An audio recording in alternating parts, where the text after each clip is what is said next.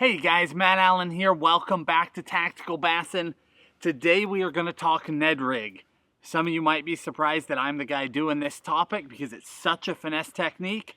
But if you watched our finesse video the other day with Tim doing all the drop shot stuff, you saw he caught the Black Death and died shortly thereafter. No, Tim's doing fine. He's just got a cold, but his throat is pretty well shot. So I'm going to talk to you guys about this one, and frankly, it's a topic I'm happy to talk about. I talk a lot about power fishing, about big baits, all that stuff, but the truth is I finesse fish too. Obviously, as a guide, you can't power fish every day, so we do spend a lot of time with the spinning rod in hand, and I've put a lot of time into the Ned Rig. I can't say that I love that style of fishing. I wouldn't choose to do it every day, but it's something I do a lot more of than you might expect. So I wanted to talk to you guys about Ned rigging, about the technique, some tricks for it, some different color selections, that sort of thing that'll really help you shorten your learning curve. So right off the top, what is it? The Ned is essentially a little tiny stick bait. Think half of a 5-inch cinco. It's a little tiny bait. Just a little stick bait. It's made by Z-Man. There are other companies jumping into it now. But it came from Z-Man, and what it is, just a little tiny stick bait and a mushroom head. And you rig that thing exposed hook like you would a traditional finesse tube, something like that. But the bait stands up on the bottom, stands straight up. It is goofy looking. It's goofy looking in your hand. It's goofy looking in the water, and they eat it. I mean, they eat it. It does not matter that it's goofy looking. The thing flat catches fish. You know, desperate times you used to turn to a tube, or desperate times you turn to a drop shot. And I turn to a Ned Rig. It's almost like the new cinco. It's crazy how effective it is. It's just something that the fish hadn't seen. Somebody found that niche in the market, and man, the fish eat that thing. And for me, it's more like a cinco than it is for you guys, and I'll tell you why that is as I'm digging out some stuff here. I had a buddy years ago who owned endless amounts of tackle. I mean, he made Tim and I look like we don't have a problem. He owned so much gear, and one day I asked him why, and he told me that a guy had been on his boat, a co in a pro-am tournament. His co-angler, his am, had this goofy bait, and it turned out to be a cinco. And he gave him some, and he didn't see the light, if you will, and never bothered to throw it. And he had the cinco 3 years early, before the market had the cinco, and he never bothered to throw it. Now the Ned Rig, I had a guy come on a guide trip, and Casey, if you're watching this, I am talking about you, but he slayed fish on a Ned Rig a few years ago out here on Clear Lake, gave me a pack, told me I should throw them, and just like my buddy, I went ahead and threw that thing in the glove box of my truck and did not throw it. Like a knucklehead. Ended up catching onto the Ned Rig the same time as everyone else, even though I had this several year jump. So it is very much like a cinco to me in that I blew it. I had the line on the Ned Rig before everybody had the line on the Ned Rig, and I did not see the light. But that's the way it goes. That's fishing. So a quick tip for you with this Ned Rig. Essentially, all you do to rig it is you just thread this thing on just like any other worm, and then you just pop out the side. So it's going to be an exposed hook presentation. Now it is that Z-Man plastic, that Elastec plastic. So a lot of forgiveness there. Once you've got it, you want it to hang perfectly straight, hook poked out the side. But a tip that is going to save you the biggest headache, because Elastec is amazing, right? You can just stretch this stuff forever. You can catch 1,000 fish on it. But the Ned Rig, the worm always gets pulled down on that hook. So a tip, super glue. Right? Go spend 99 cents, get some super glue, keep it in your boat. Once you've got that thing in place, pull that worm back down, put just a spot of super glue on the top of the head, or on the top of the worm, and then you're going to slide it back up against that head. Slide it up, hold it in place, and I use gel super glue. That will save you headaches. Use some gel so it doesn't run down and glue your fingers to that elastic. But if you just take 10 seconds out of your day and glue that worm onto that head, it won't pull down no matter what happens to it. It becomes so strong. It's incredible. And this is one of those things where you don't have to own 87 packs of these TRD worms. That's what the worm itself is called by Z-Man, a TRD. But you don't need 87 packs of Ned Rigs, because if you glue that thing on, I mean, I'm literally talking, it is one bait to go all day. If you don't break it off, that sucker will work sun up to sundown. It will never get pulled down. It will never have a problem. That plastic is amazing. But do not mix it with your other plastics. Elastec and Plastisol do not play well together. So keep that in mind. Your Ned Rig needs to be a dedicated box. Now, color selection, I prefer darker colors. So I have 3 from their lineup that I throw.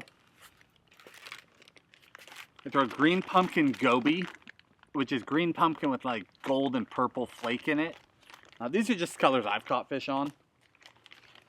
The California craw, which is like a green pumpkin red flake, or not even green pumpkin, watermelon red flake.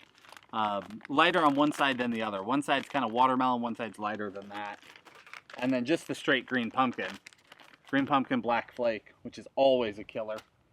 But if you want to just try it out, you buy a pack of each of those.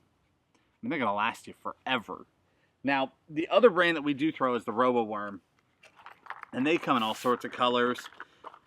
So I got some questions about the Robo worm. Does it float? And the answer is that this bait does have a lot of salt in it. So it's not going to float the same way as the actual TRD worm.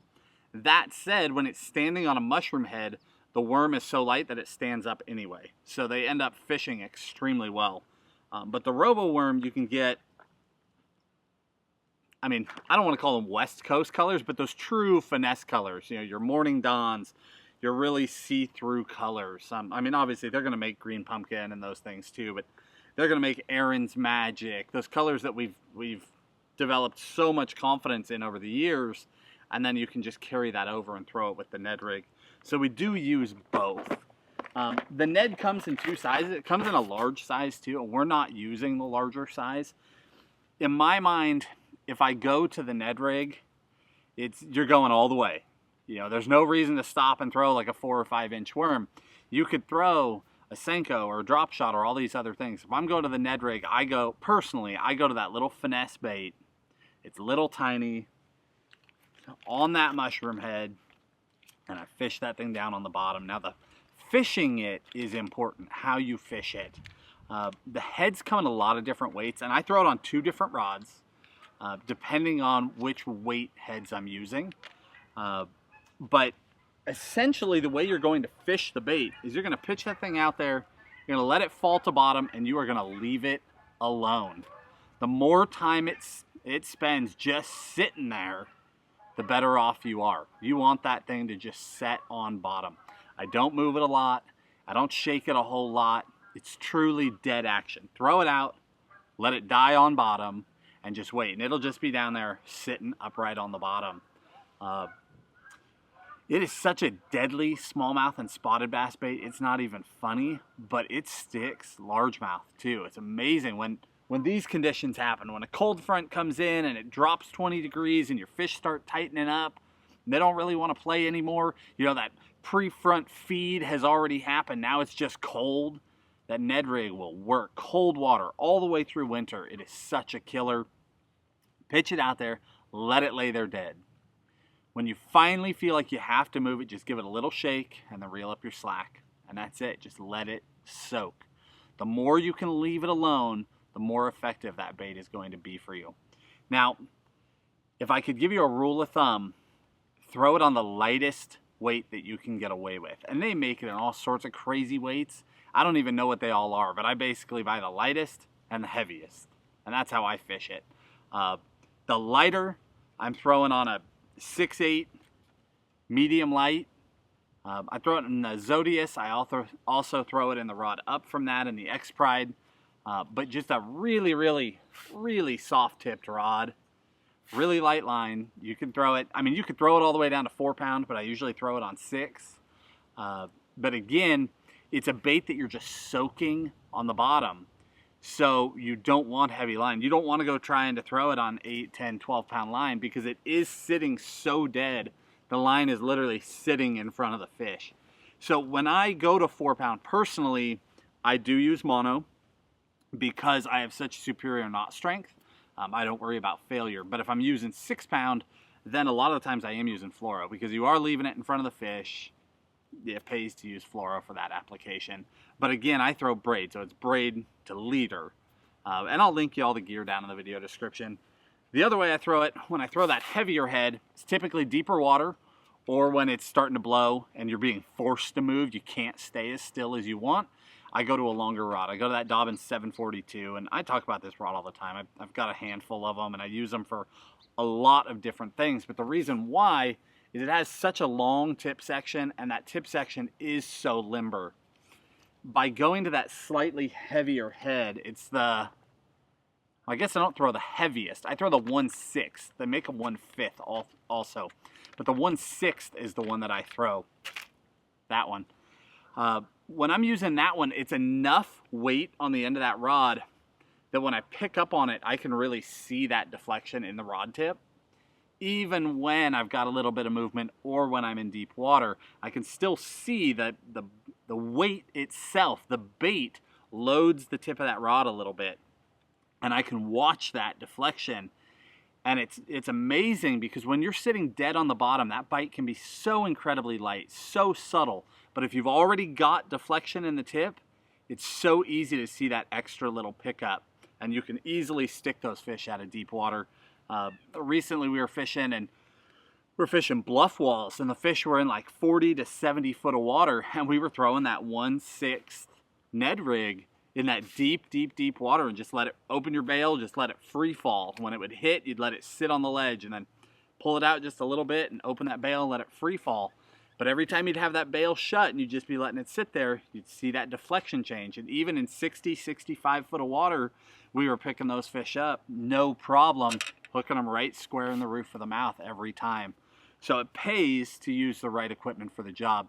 But if you're fishing shallow, fishing with those lighter weights, just use a limber rod. That's all that matters, so that you can throw it on really, really light tackle and then just slow play those fish. The technique itself is very simple. It's the next Senko. It's easy to do. You can do it on any gear. You can do it on a $20 rod. You can do it on a $500 rod. Pitch it out there, leave it alone, check it once in a while, and you are gonna catch fish. Now you may not catch the biggest fish, although you may, but it is a numbers producer, and it produces in very difficult conditions when other baits are not producing. So be sure and try them this year. I hope that helps you guys. If you have questions, ask them down in the video description or down in the comments below the video description.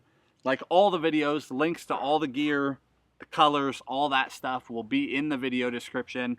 We appreciate you guys. Hit that like button, subscribe to the channel. We'll talk to you soon.